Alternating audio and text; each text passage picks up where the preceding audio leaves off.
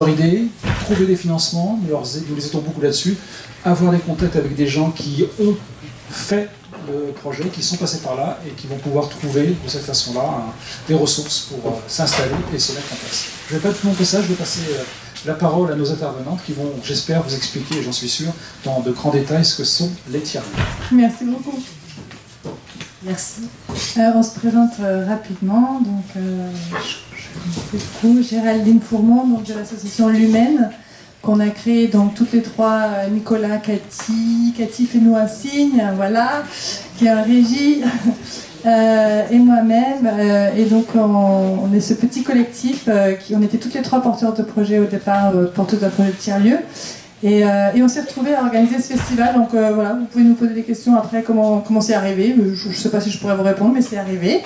Donc on est très heureuse de vous accueillir aujourd'hui, et on va vous présenter, on est aussi toutes les deux architectes et enseignantes dans deux écoles différentes, dont vous avez les projets exposés, donc une école derrière l'écran et l'autre école dans la petite salle qui est là.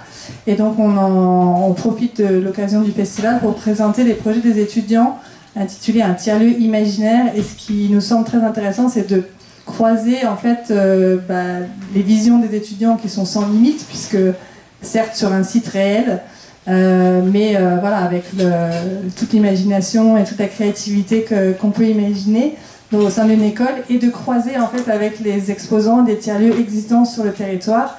Et voilà, c'était vraiment ce croisement et cette rencontre qu'on voulait faciliter aussi avec l'organisation de ce festival. Donc on espère que ça sera fructueux. Et je laisse la parole à Nicolas pour se présenter, et puis on va essayer de vous présenter ce que c'est qu'un tiers-lieu, mais avec beaucoup d'humilité. Oui, bonjour, donc Nicolas Meyer, comme vous pouvez entendre, Nicolas, moi je suis d'origine allemande, je suis architecte, enseignante et praticienne en psychologie contemplative. Et donc je suis en transition depuis un certain nombre d'années, et les tiers-lieux m'intéressent en particulier vraiment pour leur rôle transformatrice, vraiment au niveau individuel, collectif et territorial. J'ai fait aussi un master en urbanisme, donc vraiment c'est l'échelle territoriale et une de mes passions également. Et voilà, donc là on va commencer cette conférence, on essaie de rester dans les temps. On va essayer, parce que le programme est chargé. Alors, qu'est-ce qu'un tiers-lieu ?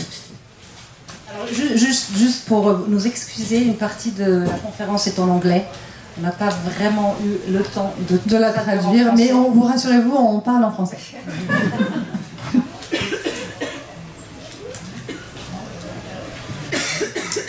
Alors d'abord, on va vous parler de l'origine du mot, parce qu'en fait c'est assez intéressant. La première fois qu'on a entendu parler du mot tiers-lieu, c'est un Américain, un sociologiste, qui s'appelle Ray Oldenburg. Il a écrit un livre qui s'appelle The Great Good Place même. Et en fait, il a utilisé ce terme pour la première fois en faisant référence au premier lieu qui serait la maison et au deuxième lieu qui serait le travail. Et donc ce troisième lieu, ce serait l'espace de la communauté, de la rencontre, mais du coup de façon informelle. Et j'aime beaucoup la façon dont il présente ces troisièmes lieux comme étant un peu le salon de la communauté, le salon extérieur en fait, où on rencontre des gens qui sont ni de sa sphère familiale ni de sa sphère professionnelle. Et donc lui, ce qu'il dit, c'est que c'est vraiment un lieu de rencontre informelle. Je pense que c'est un mot qui est assez important, qui est toujours assez valide sur ce que sont devenus les tiers-lieux aujourd'hui, qui sont importants pour la connexion sociale et l'inclusion, mais aussi pour faire fonctionner une société civile, la démocratie et l'engagement civique. C'est assez intéressant de voir qu'on était en 1989 quand il a commencé à parler de ça, et que même si les tiers-lieux aujourd'hui sont complètement éloignés de la vision qu'il avait au départ, vous allez voir pourquoi, tout ce qu'il disait à cette époque-là est entièrement valide encore aujourd'hui. Donc lui, au départ, un tiers-lieu, c'était pas du tout ce qu'on imagine aujourd'hui et ceux qui sont créés aujourd'hui, c'était simplement des lieux informels de rencontre. J'aime beaucoup cette image en haut qui est un coiffeur. Donc vous voyez en premier plan un monsieur qui vient se faire coiffer chez le barbershop. Mais derrière, il y a ces 4 messieurs qui ne sont absolument pas là pour se faire couper les cheveux, mais juste pour discuter et se rencontrer. Et donc c'est vraiment cette idée-là, en fait. Le tiers-lieu, c'est vraiment l'idée que on ne vient pas forcément faire quelque chose, mais on se retrouve à rencontrer des gens et à discuter. Il y a évidemment une ancienne référence, enfin encore plus ancienne référence, qui est le bain romain, où a priori on venait pour se laver, mais on venait pas du tout que pour se laver, on venait aussi pour discuter et échanger. Il y a aussi tous les lieux de culte qui, à l'époque de nos grands-pères, grand-mères, voilà, aujourd'hui c'est en perte de vitesse, mais pendant beaucoup de siècles et d'années, c'était le lieu, le tiers-lieu presque par excellence, où après le culte, les gens restent et discutent. Donc c'est intéressant de remettre un peu en perspective ce qu'on entend par tiers-lieu dans le sens vraiment de l'espace de la communauté. Alors évidemment, le terme tiers-lieu aujourd'hui, il a beaucoup évolué, puisque aujourd'hui c'est des lieux qui sont conçus, dessinés, imaginés spécifiquement pour être des tiers-lieux, avec des architectes comme Encore Heureux, qui ont imaginé par exemple cette structure assez séduisante pour la Grande Halle en Normandie, qui est un tiers-lieu en Normandie. Donc on n'est plus sur des lieux qui sont complètement informels, qui n'ont pas cette vocation ou le fait de le dessiner à l'avance. Mais maintenant, voilà, c'est vraiment des idées, c'est vraiment des espaces qu'on crée, qu'on invente pour faciliter et encourager ces rencontres informelles, cette capacité de pouvoir faire ensemble et de pouvoir vivre et imaginer un avenir différent. L'héritage qu'on garde de la définition de Ray Oldenburg, pour moi, c'est vraiment cette notion d'entre-deux.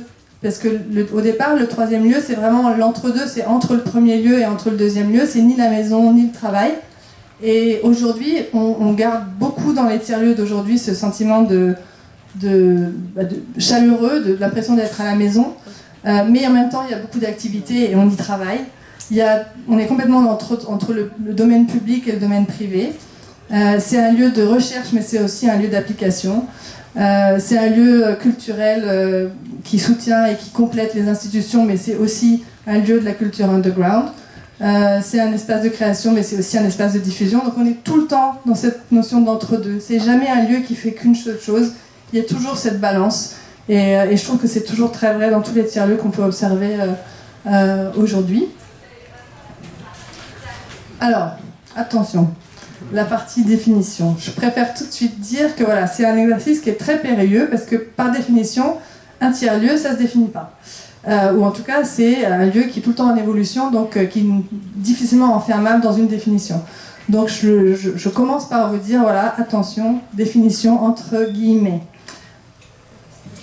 Première mini-définition qu'on a beaucoup aimée avec Nicolas, c'est celle d'El Capitan, qui a un autre tiers-lieu en Normandie. Il y a beaucoup de tiers-lieux en Normandie. Et ils disent, voilà, un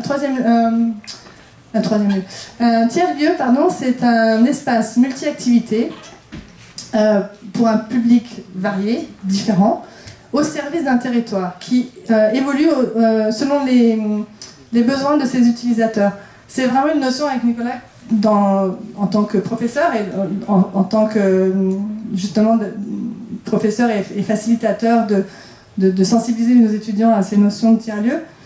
C'est vraiment une notion qui nous a paru essentielle d'insister sur le fait que c'est vraiment un lieu au service de son territoire et que donc il ne peut pas être figé, il est vraiment en évolution. Parce que les besoins, par définition, ils évoluent et ils sont pas figés dans un temps T.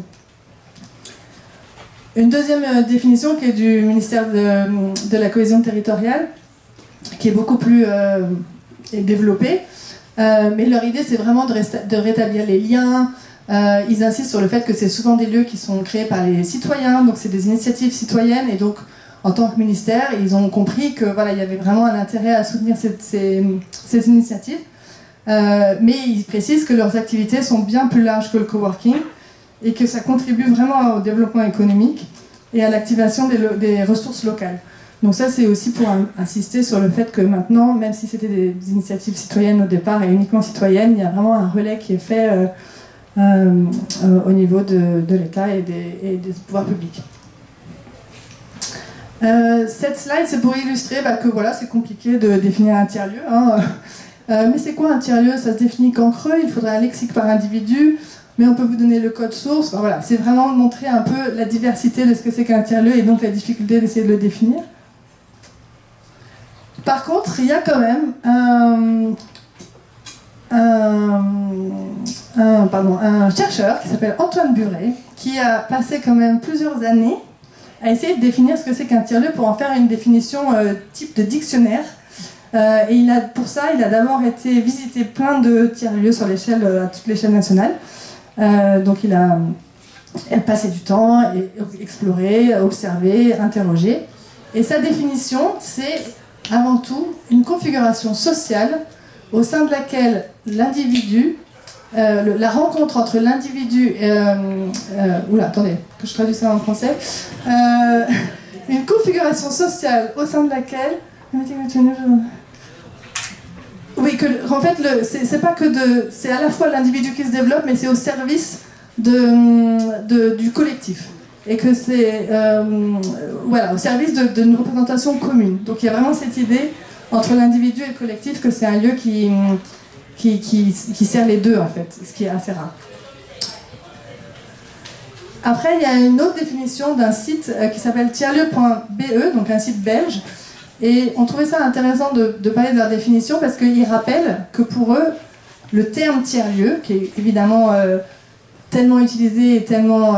on sait parfois plus ce que ça représente, pour eux, c'est avant tout un lieu qui respecte les critères qui ont été établis par Ray Oldenburg dans son livre en 89. Et du coup, ils ont notamment dénoncé l'usage du terme tiers-lieu par Starbucks, qui disait qu'ils étaient un tiers-lieu, puisqu'on pouvait librement venir travailler dans leur café, alors qu'il y a quand même une dimension commerciale avant tout. Alors, les caractéristiques, justement. Les caractéristiques expliquées par Ray Oldenburg, il y en a 8. Donc, d'abord, c'est un lieu qui est neutre. Ça veut dire que les utilisateurs sont libres de venir et de partir comme ils veulent. La deuxième caractéristique, c'est que c'est un lieu qui lisse les différences socioculturelles et socio-économiques. Donc il n'y a pas de statut. On s'en fiche du statut en fait. Tout le monde est bienvenu. Le troisième caractéristique, c'est que la conversation, c'est la principale activité. J'aime bien celui-là. C'est avant tout, on est là pour discuter et échanger. La quatrième caractéristique, c'est que ça doit être accessible et que ça peut accueillir tout le monde. La cinquième, c'est qu'il y a toujours, pour qu'un tiers-lieu fonctionne bien, un noyau dur de gens qui font vivre le lieu et qui permettent d'accueillir les visiteurs ou les nouveaux. Il y a une caractéristique aussi qui est intéressante, c'est que c'est un lieu qui... c'est assez difficile de traduire low profile en français, mais c'est un lieu qui n'est pas prétentieux. C'est un lieu qui permet à tout le monde de se sentir bienvenu. Donc c'est pas un lieu extravagant, c'est pas un lieu luxueux, c'est un lieu qui permet à tout le monde de se sentir bien. Le septième, pour moi, est très important aussi. Il y a cette idée d'aspect ludique, d'aspect où on est là avant tout... pas pour jouer dans le sens premier du terme, mais pour ne pas se prendre au sérieux et pour passer du bon temps, et que c'est du coup une ambiance playful. Et le dernier, c'est donc vraiment par rapport à la définition de c'est ni la maison ni le travail, mais c'est un tiers-lieu. C'est vraiment cette idée de la maison, mais pas à la maison. Donc le côté chaleureux et le côté de vraiment se sentir chez soi. Ensuite, ça c'est les caractéristiques qui ont été exposées par Antoine Buret, donc le chercheur dont je vous ai parlé tout à l'heure. C'est intéressant de voir que lui, il s'est basé sur les caractéristiques exposées par Ray Oldenburg au départ, mais de par ses explorations et ses observations, il les a un peu étendues au tiers-lieu d'aujourd'hui. Et donc on retrouve des choses qui sont très proches de celles exposées par Ray Oldenburg, mais il y a des nouveaux points, par exemple tout ce qui est écologie. Il y a quand même beaucoup de tiers-lieux aujourd'hui qui portent ces notions de développement durable et d'écologie, qui n'étaient pas du tout dans les caractéristiques de départ, mais que du coup lui a voulu rajouter, ou l'aide mutuelle. On retrouve le fun, donc ça c'est toujours là, la coopération, le fait de prendre soin les uns des autres, la créativité, le côté transparence, surtout dans les modes de gouvernance, où du coup c'est des modes de gouvernance aussi qui sont différents, où on dit les choses, on explique comment ça fonctionne. Donc voilà, ça complète en fait avec la réalité du terrain les caractéristiques au départ exposées par Ray Oldenburg. Donc, du coup, pour conclure, une autre définition qu'on aime bien de Movilab, un tiers-lieu, en fait, c'est pas une définition, c'est plutôt pour expliquer qu'on a du mal à définir un tiers-lieu, ne peut pas être défini par ce qu'on en dit, mais est défini par ce qu'on y fait. Et je pense que tout le monde sera d'accord avec ça. Les activités. Je vais passer vite sur les activités parce que donc là c'est un tiers-lieu à Bordeaux qui s'appelle Darwin, qui est assez gigantesque. Mais c'est juste pour vous montrer que il n'y a pas d'activité type. On ne peut pas dire un tiers-lieu c'est un tiers-lieu parce qu'il y a ci ou il n'y a pas ça. Il y a des activités qu'on retrouve très souvent, qui sont souvent des bureaux partagés, type coworking, souvent un atelier de réparation, très souvent un café, cafétéria, parce que c'est quand même hyper important de pouvoir se retrouver autour d'un bon petit café. Parfois des lieux de production qui peuvent être d'aller du simple potager à carrément des tiers-lieux agricoles, des espaces collaboratifs, Fab Lab, des espaces de création, mais parfois aussi des ressourceries, des salles de spectacle, jardins, espaces de jeu et parfois des commerces ou même des espaces thérapeutiques. Mais le point qui nous semble très important, c'est qu'il y a toujours, pour parler de tiers-lieu, et pour nous c'est presque ça le plus important pour définir ce que c'est qu'un tiers-lieu, un espace ouvert, accessible à tous. Si c'est pas accessible à tous et ouvert, et on peut pas rentrer comme on veut, est-ce que c'est vraiment un tiers-lieu ? Je vais passer vite, c'est juste pour dire qu'il y a toutes ces activités qui sont possibles, et que même avec les mêmes activités, si on imagine que le rose c'est une activité, le bleu c'en est une autre et le jaune c'est une autre, un tiers-lieu peut faire fusionner ou hybrider toutes ces activités et ça ne sera jamais le même tiers-lieu. Donc c'est juste pour expliquer que l'hybridation des activités, non seulement les activités sont multiples, mais la façon de les mettre ensemble, ça ne fera jamais la même chose.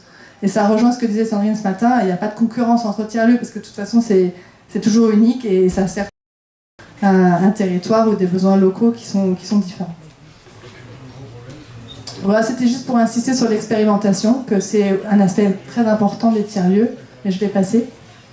Les utilisateurs, alors c'était très intéressant ce matin parce qu'on a vu que, et on l'a expérimenté avec nos étudiants, avec Nicolas, comment on appelle les gens qui vont dans un tiers-lieu ou qui animent un tiers-lieu ou qui créent un tiers-lieu finalement entre l'utilisateur, l'usager, le porteur, le créateur, le manager, je sais pas, tous les termes qu'on peut utiliser. C'est aussi une particularité du tiers-lieu, c'est qu'on n'est jamais que l'un ou que l'autre. On peut devenir simple visiteur un jour, devenir utilisateur ou usager un autre jour, et puis un jour devenir contributeur parce qu'on va proposer un atelier ou proposer un événement, et puis d'un coup on se retrouve dans le collectif, et puis d'un coup on repasse visiteur, et c'est tout le temps en mouvement. Donc on n'est jamais que utilisateur. Donc rien que ce terme utilisateur, on ne sait pas si c'est le bon terme. Mais par contre, on voulait insister sur le fait qu'il y a quand même toujours ce noyau dur qui est assez important. Et ensuite, il y a des occasionnels, il y a des réguliers, il y a les habitants du quartier. Il y a plusieurs types d'usagers ou d'utilisateurs aussi. Et puis il y a aussi des gens qui viennent travailler, des gens qui viennent fabriquer. Il y a des résidents qui parfois restent plusieurs semaines ou plusieurs mois. Il y a quelques tiers-lieux qui ont des capacités d'hébergement qui s'apparentent plus à des résidences d'artistes. Où il y a aussi des partenaires qui peuvent être des mairies, des collectivités, des entreprises. Donc il y a tout cet écosystème d'utilisateurs ou d'acteurs autour du tiers-lieu. Là, c'est pour reprendre ce que disait Nicolas tout à l'heure, qui est quelque chose qu'on aime beaucoup. Et que pour nous, un tiers-lieu, c'est à la fois un endroit où on peut grandir individuellement, c'est un espace d'émancipation personnelle, mais c'est aussi un lieu qui nous permet de faire partie d'un collectif et donc de rentrer dans une dynamique collective. Et donc, si on est sur un chemin d'émancipation personnelle et au sein d'un collectif, du coup, on change le monde, on change son territoire et on est acteur pour pouvoir agir et transformer le territoire dans lequel ce tiers-lieu s'inscrit. Et cette dynamique-là, personnelle, individuelle, collective, territoriale, pour nous, c'est ça qui fait cet aspect transformateur et tellement important du tiers-lieu. Les typologies, c'est juste pour dire que tous les tiers-lieux ont parfois une sorte typologie ou de thème. Il y a des tiers-lieux plus culturels, il y a des tiers-lieux plus sur l'innovation, il y a des tiers-lieux plus sur l'activité, le coworking, le travail. Il y a des tiers-lieux qui sont plus sur l'innovation ou même sur les services publics. Il y a des tiers-lieux qui sont plus sociaux, qui répondent à des problématiques sociétales parfois très délicates. Et tout ça est au service de faire avancer les choses. Mais voilà, parfois c'est la limite entre ce type de tiers-lieux ou cette typologie est bien sûr très poreuse. On peut avoir des tiers-lieux sociaux innovants, on peut avoir des tiers-lieux culturels et d'activités. Enfin voilà, tout ça est toujours une fois très difficile de faire des catégories. Donc c'est plus pour donner des petites touches de différences qui peuvent être observées, mais ça se mélange beaucoup. Et je vais laisser la parole à Nicolas pour vous parler d'exemples. Ma partie. Donc, je vais vous présenter 3 exemples de tiers-lieux qui sont effectivement très différents dans leur approche. Donc, je commence avec les grands voisins que j'imagine pas mal de monde parmi vous connaissent. C'était un peu le tiers-lieu type, un peu le premier vrai tiers-lieu à Paris qui a vu le jour. Et suite à ce projet, il y a des multiples d'autres tiers-lieux qui ont vu le jour depuis. Donc en fait c'était une occupation temporaire d'un hôpital dans le 14e arrondissement de Paris, l'hôpital Saint-Vincent-de-Paul. C'est 3 hectares au plein milieu de la ville qui était complètement inoccupé pendant des dizaines d'années. Du coup il y a ces 3 porteurs de projets, en fait ces 3 associations, ils se sont réunis pour créer donc ce tiers-lieu. Ce qui est vraiment intéressant, c'est que les 3 partenaires sont très très différents. Il y a donc Aurore qui porte vraiment l'aspect social. Donc c'est une association qui accueille, qui accompagne des personnes en précarité et aussi qui les accompagne vers l'autonomie par l'hébergement, l'accueil et l'intégration. Après, il y a le plateau urbain qui est en fait une coopérative qui a été fondée par des architectes et urbanistes et qui sont vraiment à la recherche de réutiliser de l'espace vacant et de trouver en fait des partenariats avec les propriétaires pour un usage temporaire, mais du coup sous des conditions beaucoup plus intéressantes économiquement, pour proposer des espaces de travail justement pour les gens qui n'ont pas des moyens pour pouvoir se payer un vrai bureau à Paris. Et Yes We Camp qui sont vraiment vraiment des faiseurs. En fait, c'est aussi beaucoup d'architectes qui ont aussi des ateliers de fabrication sur place et qui étaient vraiment le lien en fait entre Aurore et Plateau Urbain et qui étaient présents sur le lieu, qui ont aussi géré la cafétéria pour aussi organiser des événements culturels, mais aussi fabriquer beaucoup de mobilier urbain dans les espaces publics au sein du tiers-lieu. Donc ici on voit quelques images justement. Donc il y avait des travailleurs étrangers qui étaient logés sur place. Donc comme il y avait quand même 3 hectares d'espace, il y avait plusieurs bâtiments. Donc il y avait 2 bâtiments qui étaient occupés par l'association Aurore, et le fait de vraiment cette hybridation des différents usagers et habitants a permis justement de créer des liens entre donc ces habitants, voilà, les travailleurs et des autres habitants du lieu, comme par exemple des personnes qui venaient pour travailler. Donc il y avait aussi la possibilité de les intégrer déjà, en fait, de trouver un premier travail. Donc il y avait les cuisines, donc plusieurs personnes ont fait à manger. En fait, c'était une forme de petite restauration où les travailleurs étrangers pouvaient faire cuisinier et même amener leurs propres recettes de leur origine. Donc il y avait aussi une richesse culturelle sur place et un vrai échange voilà, de culture. Donc ici on voit un peu les espaces, comment ils étaient occupés par donc soit des entreprises qui venaient vraiment de démarrer, donc il n'y avait pas forcément beaucoup de moyens de se payer un loyer normal, donc soit qui démarrent ou des associations qui n'ont pas forcément beaucoup de moyens. Il y avait aussi des commerces, un fleuriste, même un chocolatier, donc c'était vraiment extrêmement riche de se balader dedans parce que c'était voilà, un réparateur de vélo. Vraiment, c'était très très très intéressant de juste se balader dans cet espace et aussi une ressourcerie bien sûr.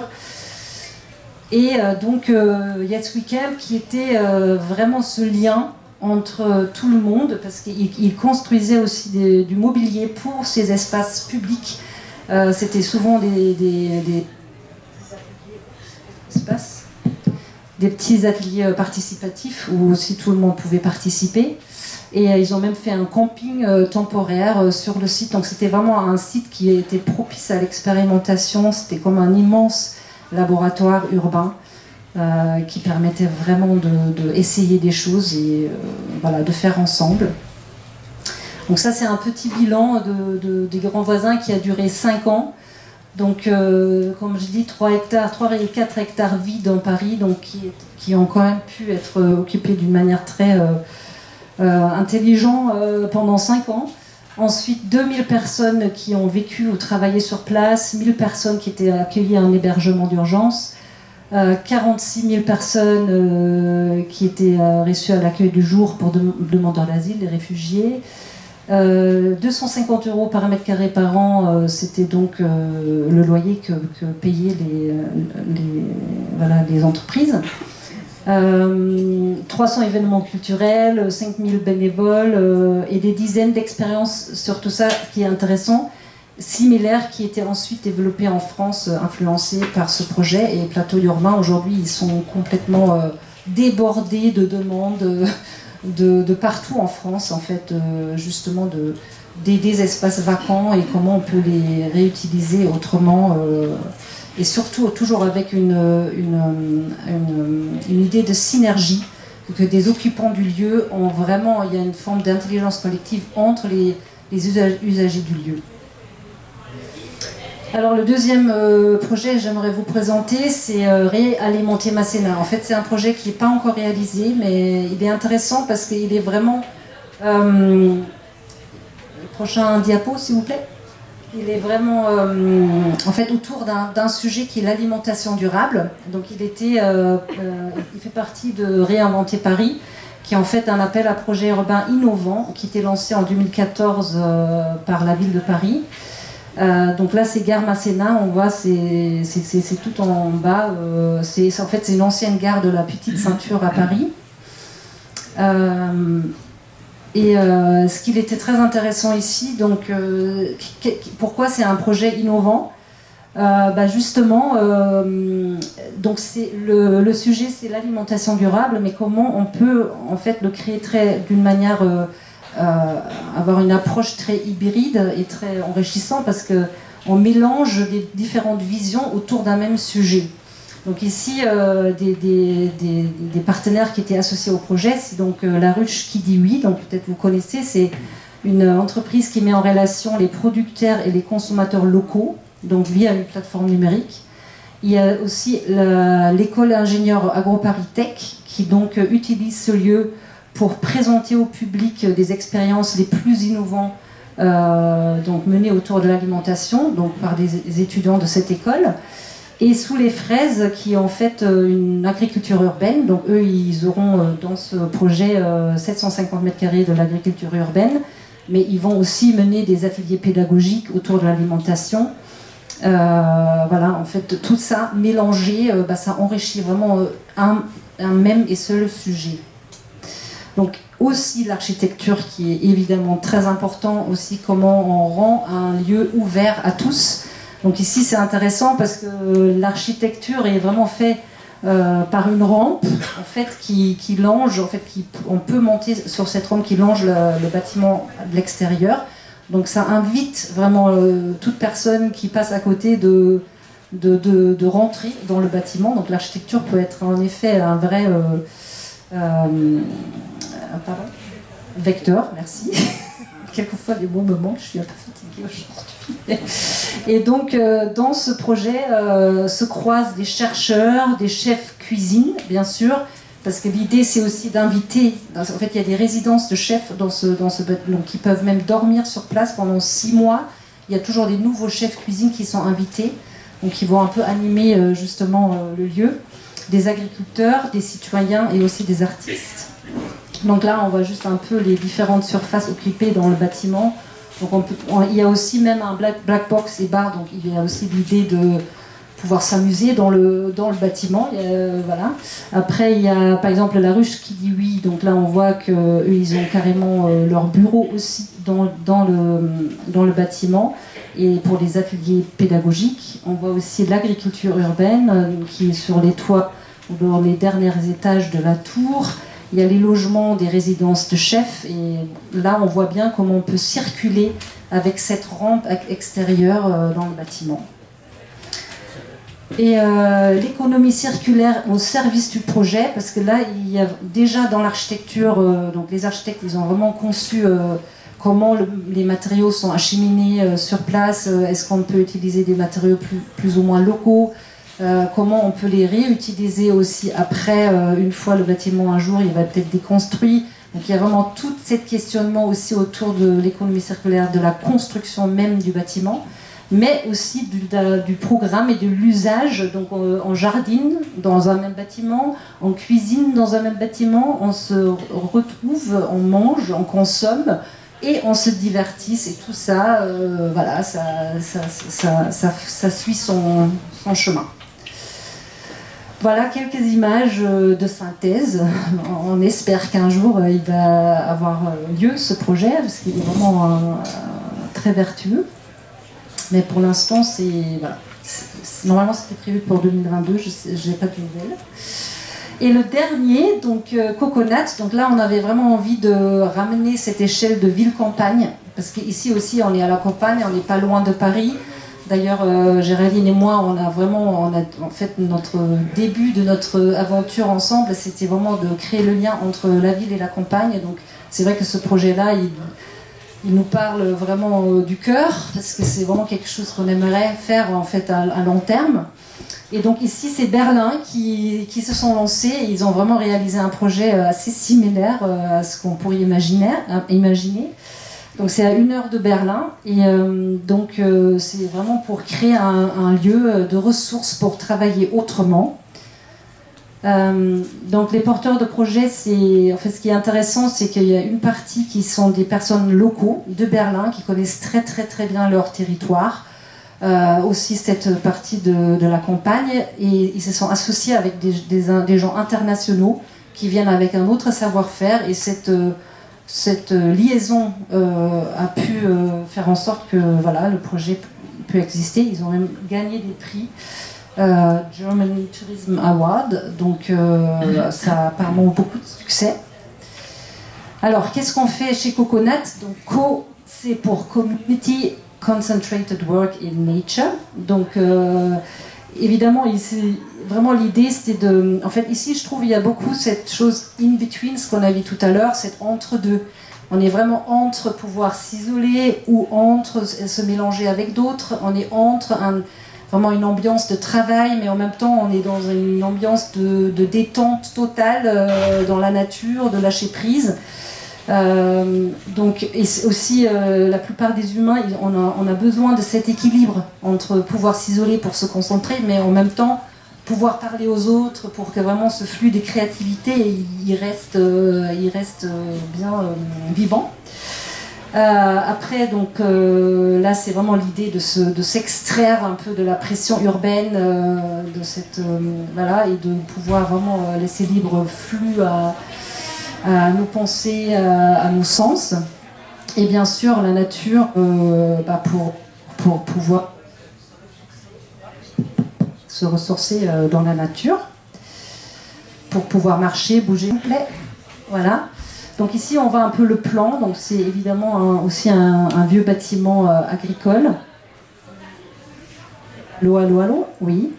Et donc ici, work, life and stay. Donc c'est justement, voilà, où est-ce qu'on peut travailler chez Coconut. Donc on peut travailler dans le jardin, on peut dans le coworking, ou sinon sur une balançoire, dans un hamac, dans le salon, dans la bibliothèque, dans une phone box, dans la cour, sur la pelouse. Donc vraiment selon nos envies, on peut se mettre où on veut. Il y a aussi un atelier de fabrication pour vraiment pouvoir expérimenter aussi des nouvelles idées, des artisans ruraux et vraiment voilà, pour laisser libre choix à nos envies de créer. Ensuite, vivre, bien sûr. À côté de travailler, donc de vivre, donc bien sûr on peut dormir sur place comme c'est à 1 heure de Berlin. L'idée c'est que les gens qui viennent là-bas, qu'ils restent au moins 2-3 nuits, parce que pour vraiment pouvoir passer à un autre rythme.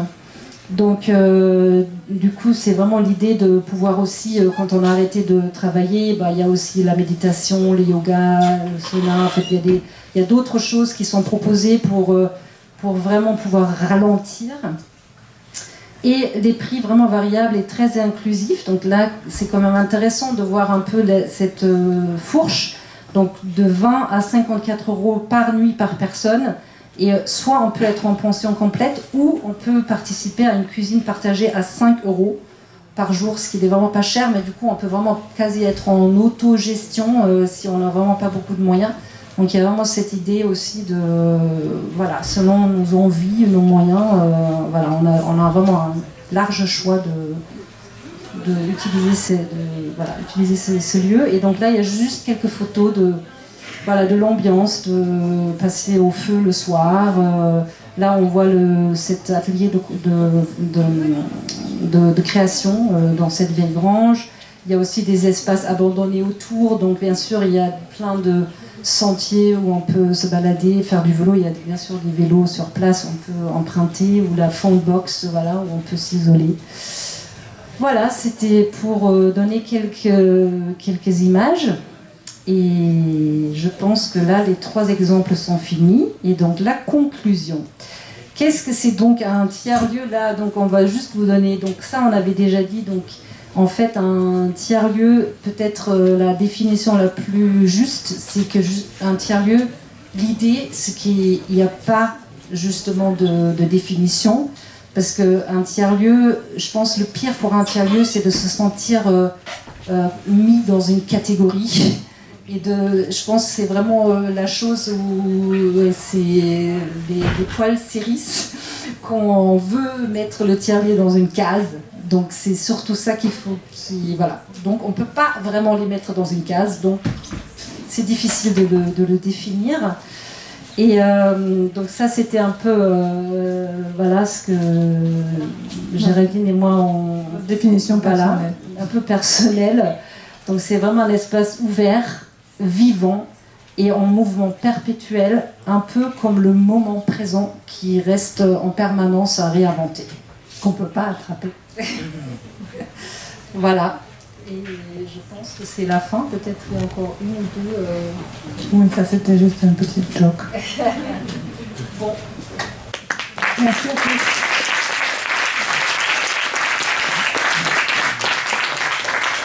S'il y a des questions ou des commentaires, on a quelques minutes. Le tiers-lieu à Berlin, il est grand comment et il existe depuis combien d'années? Je pense qu'il existe depuis 2-3... je pense que c'était 2019. Bon, après, il y a le Covid qui est quand même passé à... ça, je ne sais pas trop comment ça s'est passé, mais tu as vu le plan, donc je n'y étais pas non plus, mais quand on voit le plan, il est quand même assez grand. Ouais. Comme une grande ferme, un peu, j'imagine.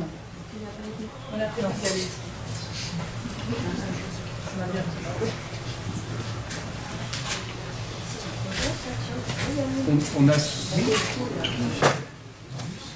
peux peut-être la dire comme ça. Comme ça, tout le monde vous entend. Merci pour cette conférence, enfin cet exposé.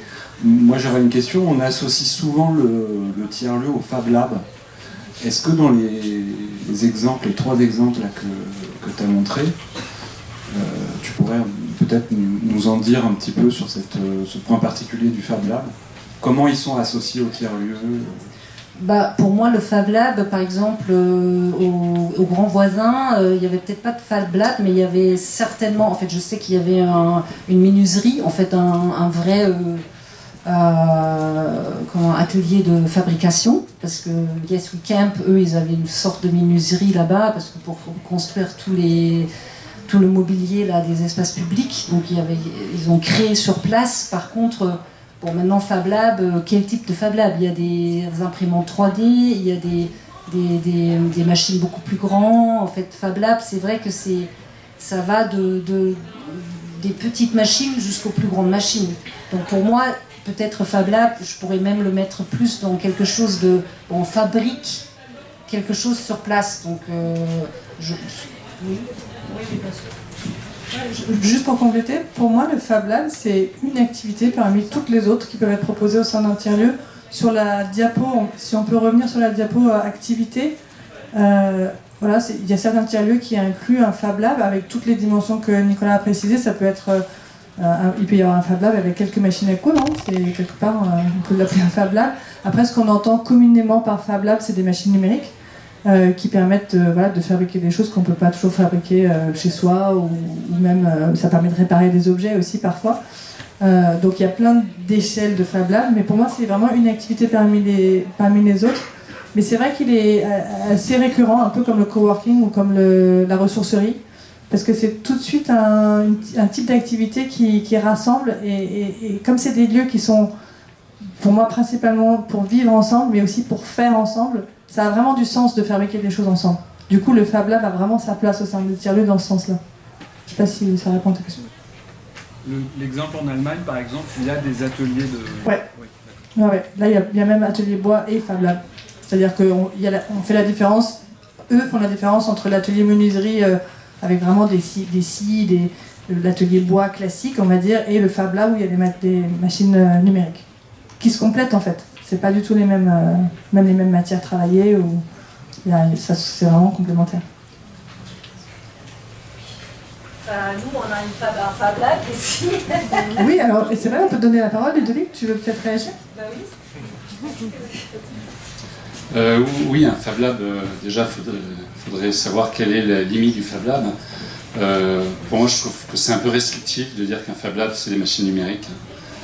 J'aime bien l'idée qu'un Fab Lab puisse être généraliste et qu'on puisse y travailler le bois, faire de la couture, faire de la peinture, toucher à beaucoup de choses. Et c'est pas uniquement un lieu de fabrication. Même le terme, à la limite, est un peu restrictif. Parce que c'est surtout un lieu d'échange où l'activité principale, c'est de discuter et de partager. Mais il y a aussi la dimension artisanale, où on a l'impression qu'il y a, que l'artisanat revient aussi dans les tiers-lieux. Il y a cette idée de travailler avec les mains et d'un retour de l'artisanat. Il y a cette dimension, il y a aussi cette dimension-là dans le Fab Lab. En effet, pas que le numérique, mais aussi le fait de fabriquer, et puis ça va aussi avec la ressourcerie, il y a le côté durable où on recycle, et du coup on fabrique pour pouvoir recycler. C'est vrai que je trouve que aussi avec la dimension durable et de ressourcerie. C'est vrai, je trouve que la terminologie de Fab Lab est un peu, ça conduit un peu en erreur, parce que je trouve que c'était assez à la mode à un moment. En fait, moi, c'est vrai, personnellement, j'ai toujours mis en lien des imprimantes 3D, par exemple. Forcément, c'est pas, par exemple, c'est pas un atelier juste de fabrication. C'est historique. Ça a été créé par le MIT, qui est un institut de technologie. Donc c'est vrai que ça avait une orientation technologique, mais depuis ça a évolué et on n'est pas forcément obligé de respecter ce qui a été fait au départ. Hein. C'est ça. Parce qu'on a l'impression qu'on est un groupe de geeks. On a un groupe de geeks et ça leur fait peur. Et maintenant, on met les mains dans le ciment, on manie Ludovic et la couture, et puis chaque adhérent nous apprend autre chose, et donc il n'y a pas.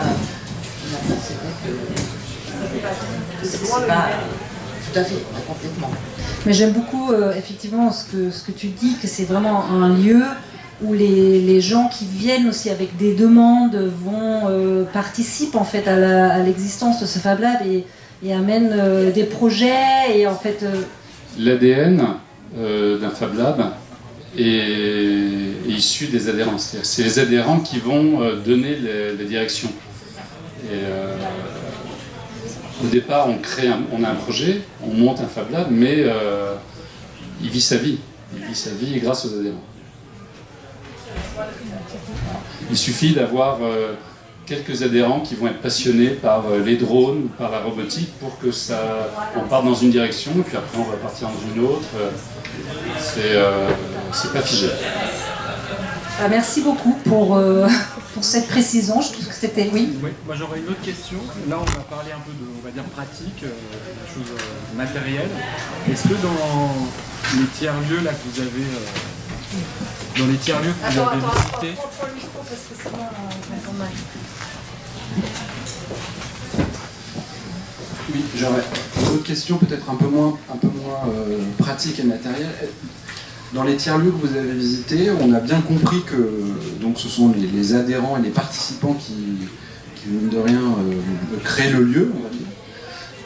Est-ce qu'il y a des orientations affichées en termes de désir, c'est-à-dire ces collectifs? Est-ce que finalement, à un moment, ils s'annoncent comme étant les porteurs d'un projet qui serait bien évidemment très particulier, mais un peu comme on pourrait avoir une dimension politique ou en termes de désir, vers dans quelle direction on va.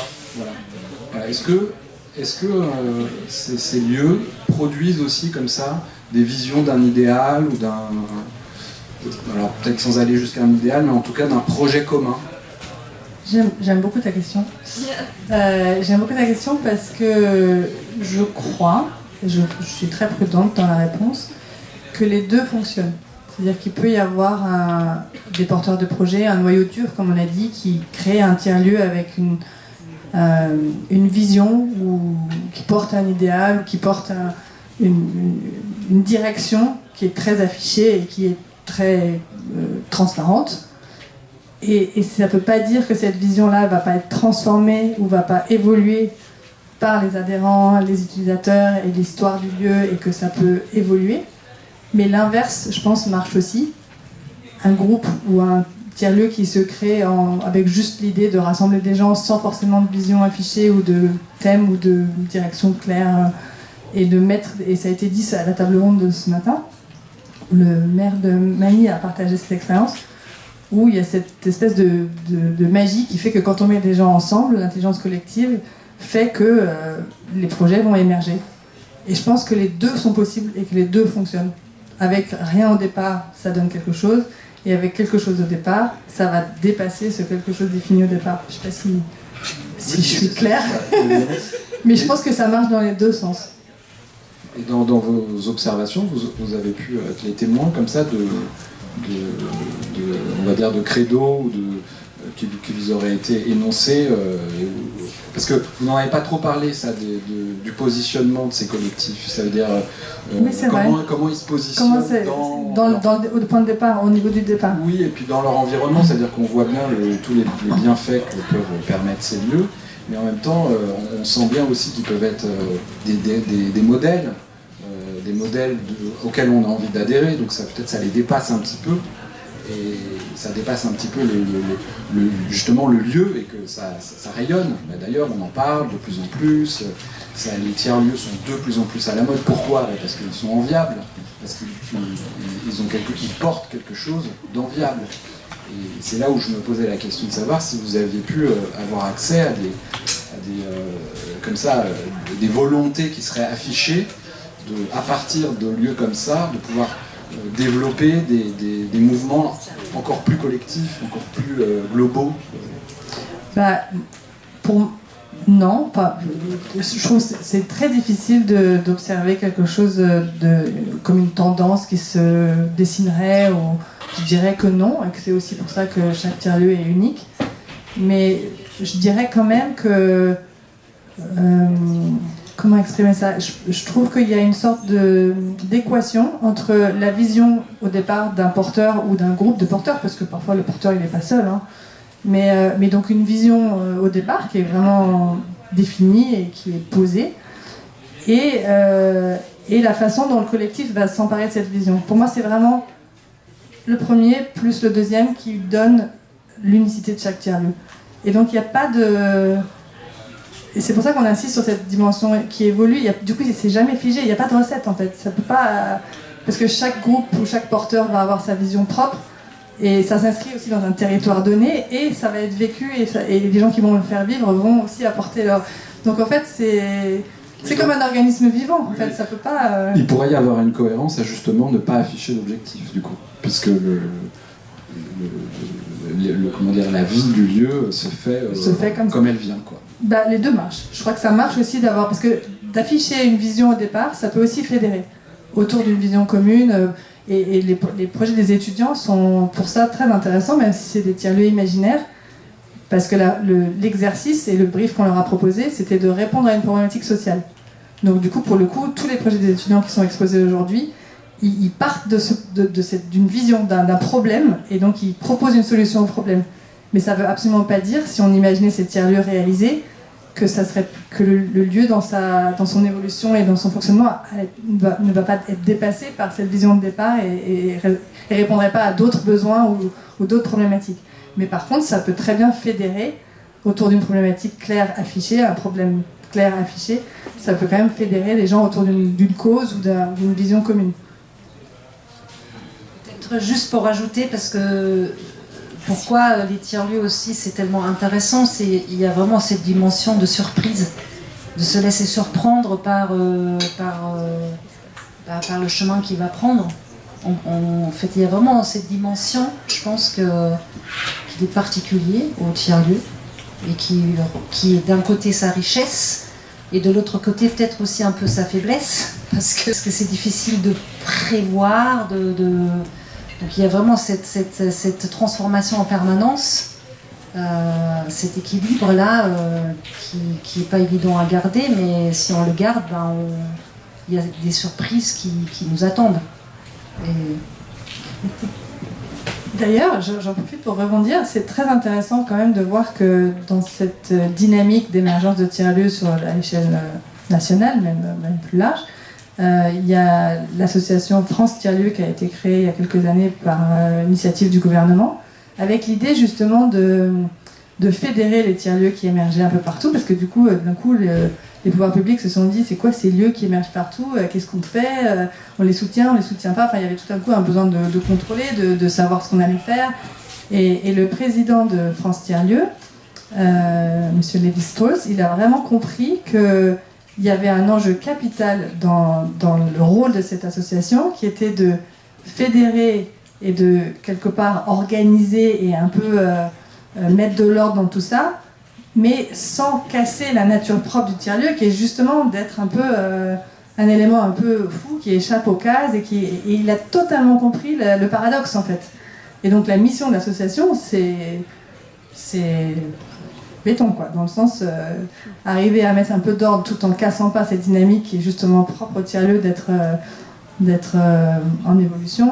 Et je trouve que ça explique vraiment bien l'enjeu des tiers-lieux et comment on peut du coup organiser et les aider à se pérenniser, de les aider à continuer à soutenir leur émergence sans les tuer en organisant en fait.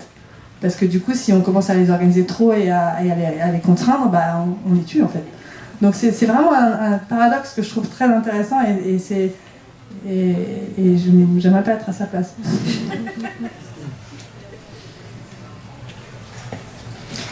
Petite question, merci beaucoup pour votre présentation, Géraldine et Nico.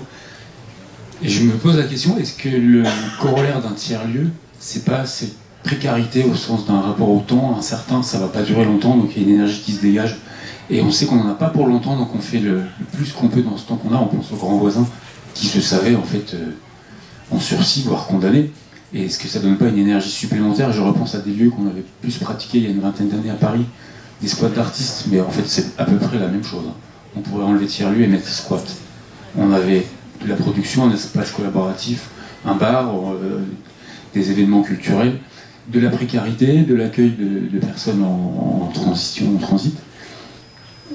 Et c'était des lieux qui vivaient d'une énergie incroyable parce qu'ils étaient menacés et qu'ils occupaient le terrain illégalement, temporairement. Grand Voisin, on est sur un lieu qui est entre deux, entre un hôpital et un projet immobilier. On a un espace-temps réduit, il faut qu'on fasse le maximum pour occuper ça, pour faire quelque chose qui, avec un peu de chance, va faire bousculer le projet suivant et qu'on va se pérenniser. Donc il y a cette question-là, est-ce que l'énergie d'un tiers-lieu n'est pas tirée de sa fragilité? Oui, je trouve que c'est très intéressant parce que c'est vrai que la temporalité, elle est peut-être... en plus, il y a plusieurs personnes tout à l'heure à la table ronde, ils ont parlé de la difficulté de pérenniser un tiers-lieu. Donc c'est vrai, c'est une question très très pertinente, je trouve, parce que c'est dans la temporalité, bien sûr, on n'a pas cette vision de long terme, ou en tout cas, on l'inclut pas dans la vie de tous les jours. Et du coup, en effet... on fait le maximum qu'on peut, donc c'est sûr, la pérennisation, elle pose beaucoup de questions. Et aussi, justement, c'est la définition, c'est les normes. Exactement, exactement. Et pour compléter, j'aime bien ta question aussi, c'est que je trouve que ça a permis, c'est un peu le début, enfin, le fait que les tiers-lieux au départ étaient beaucoup des tiers-lieux en milieu urbain et de façon qui étaient des occupations temporaires, je trouve que ça a lancé le mouvement. Et je suis assez d'accord avec toi que si ça n'avait pas été temporaire, je suis pas sûre que le mouvement aurait pris autant d'ampleur. Mais pour moi, c'est un peu le catapulteur. Et aujourd'hui, on est dans une deuxième phase où on n'a plus besoin forcément de cette temporalité restreinte. Et où on voit vraiment des tiers-lieux qui émergent avec vraiment l'idée de durée. Et du coup, c'est plus cette urgence de faire vivre un lieu parce qu'il est temporaire et qui crée cette dynamique, mais c'est dès le début affiché que c'est là pour durer, mais c'est plus l'enjeu économique qui va être, dont on a beaucoup parlé ce matin à la première table ronde, qui va être comment avoir le temps, parce que c'est souvent une question de temps de trouver l'équilibre financier ou l'équilibre économique, et c'est comment arriver à durer suffisamment dans cette période entre l'émergence et la pérennisation, pour suffisamment durer pour arriver à cet équilibre économique. Et souvent, c'est avant qu'on n'a plus... comment on fait pour arriver à dépasser cette limite-là. Donc je trouve qu'on est dans une phase différente. Mais je suis d'accord qu'au début, ça a dû être un vrai catalyseur. Et que cette dynamique, elle a été propulsée par ça. Ah, encore une question. C'est possible ? C'est possible ? Oui, alors merci pour l'intervention. Très belle, mais qui pose autant de questions qu'elle y répond. De toute façon, parce que ne pas définir un lieu, c'est pour l'entendement, c'est toujours problématique. Et c'est pour ça que parfois, là, les deux dernières questions ont tourné autour du pot, là, et on commençait à évoquer des questions essentielles sur l'essence du tiers-lieu, l'identité du tiers-lieu. Et j'ai même l'impression que parfois même il peut y avoir un fantasme, je dis bien vraiment une projection comme ça de l'esprit, on pourrait se dire, puisque le tiers-lieu est souhaitable, il y passe des choses formidables, de toute façon on peut tous le reconnaître, ça veut donc dire qu'à l'extérieur du tiers-lieu, c'est moins formidable. C'est moi qui me frappe, c'est que c'est tellement sympa, tout ce qu'on fait là, hors champ économique, de rentabilité, que peut-être que ça veut dire en creux, puis on est tous d'accord, c'est même pas que on le sait, disons-le, en dehors du tiers-lieu, c'est moins souhaitable. Donc il y aurait ce fantasme que le monde, parce que tout à l'heure tu l'évoquais, mais le monde entier devient un tiers-lieu en fait. Il y aurait presque comme on pourrait presque s'emporter en se disant mais pourquoi tout ne fonctionnerait pas comme ça? Parce que là on vient d'évoquer presque un mouvement naturel, ce serait presque une évolution naturelle qui parle du temps, du sens. Et puis moi, ce tiers-lieu, en même temps, j'ai quand même une question, c'est que ne produit rien, c'est-à-dire rien de pécunier, rien pas une valeur économique. C'est bien ça aussi le problème, c'est que donc ça échappe à toute définition. Mais alors peut-être que ce qui manque, et c'est aussi pour ça qu'on n'arrive pas à le définir, c'est une certaine quantification. Alors les mots sont pas beaux, parce que quand on veut rationaliser, quantifier, voilà, c'est le paradoxe dont tu parlais. Mais quand on veut quantifier, à un moment donné, il faut bien se baser pour dire si ça vaut la peine, si c'est pérenne, si ça vaut le coup, sur quelque chose de plus rationnel. Et moi, je trouve ça dommage, par exemple, que ce que produit le tiers-lieu, d'après ce que j'ai compris, moi je suis juste un usager parce que j'y bois des coups, mais je fais rien de productif. Eh bien, ce que ça produit, si j'ai bien compris, c'est du lien social, c'est du sens, c'est de l'intelligence collective, c'est primordial, mais ça c'est pas quantifiable. Et le jour où on pourra se dire, faire rencontrer des gens, ça vaut autant, comme maintenant il y a eu les services écosystémiques. Il n'y a pas longtemps on savait pas ce que ça pesait, l'écologie. On le sait bien, avec la pollinisation, avec la retenue des eaux, tout un tas de choses. Bon, mais il faudrait faire la même chose avec la valeur, comment ça s'appelle, la valeur sociale, la valeur rencontre, la valeur lien social. Parce que c'est de la cohésion, parce que c'est de la valeur ajoutée à la vie, de toute façon, c'est même primordial. Ça compte même, on le sait bien maintenant, de plus en plus, on en a l'intuition, ça compte plus qu'une valeur économique, hein, être bien dans une société. Mais le jour où ça sera quantifiable, là on pourra dire, il y a un tiers-lieu, on va pas tourner autour du pot, ça, c'est tant de... Alors ça ne sera pas des kilos euros, c'est comme au Bantoustan, là je sais pas, il y a le PNB, le produit intérieur, le bonheur intérieur brut. Bon. C'est complètement dingo, hein, mais il faudrait qu'on puisse quantifier cette chose-là, qu'on ne sait pas nommer encore, le lien, le bonheur, d'être ensemble, et voire même, et prendre en compte ce que tu disais tout à l'heure, là, ce truc qui est éphémère, qui est la vie en elle-même. Je dirais heureusement que, enfin voilà, le microbe, la mort, tout ça, ça fait partie des moteurs de l'existence. Ouais. Et la pérennité aussi, le fait de ne pas se donner des définitions, de ne pas savoir où on va aussi. Mais il faudrait que ça ait une valeur, en fait, et ma question, eh bien, c'était ça, en réalité. Non, c'est très bien pour finir, j'adore finir avec ton commentaire. Il faudrait quantifier ce truc-là qui est primordial. Et on le sait bien dans toutes les sociétés. Voilà. Quand on perd ça, ce qui se passe dans les tiers-lieux, c'est quelque chose qui s'effondre, mais qui Et je vais juste répondre, à mon avis, avec pourquoi les tiers-lieux augmentent, enfin, pourquoi on voit autant de tiers-lieux émerger sur le territoire. On parle, rien que sur la France, on était autour de 1800 il y a 5 ans, on est à 3005 aujourd'hui, enfin, les chiffres parlent par eux-mêmes. Je pense que ça répond à tout ce que tu viens de dire. Plus la société va vers cette dimension consumériste, plus cette société nous éloigne les uns des autres, du vivant y compris l'humain, parce qu'on fait partie du vivant. C'est pour ça que ces lieux émergent, en fait, c'est qu'ils répondent à ces enjeux-là. Et donc, je trouve ça très bien de finir avec ton commentaire. C'est très beau. Merci.